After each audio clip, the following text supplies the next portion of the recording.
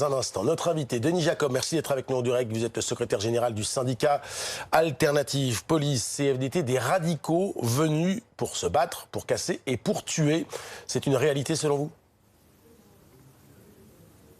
Ah oui, tout à fait. C'est plus qu'une réalité. C'est constaté par les renseignements territoriaux de la police nationale, notamment en regardant différentes pages Facebook. On sait que des individus particulièrement radicalisés souhaitent venir à Paris non seulement pour casser, mais pour s'en prendre également physiquement à mes collègues, puisque certains parlent même d'être armés.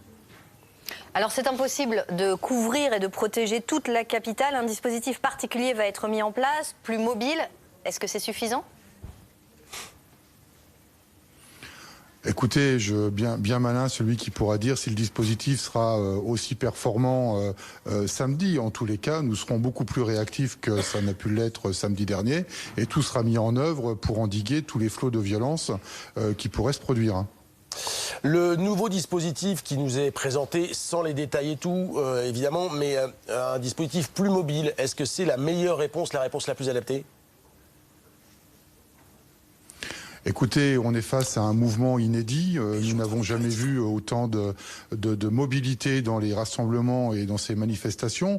Le maintien de l'ordre qui était appliqué jusqu'à présent, c'est un maintien de l'ordre qui a fait ses preuves, qui est efficace, mais dans le cadre de manifestations programmées, déclarées, organisées, ce qui n'est pas du tout le cas aujourd'hui. On est plus dans des petites guérillas urbaines, et donc il faut qu'on y fasse face avec une adaptation de notre maintien de l'ordre.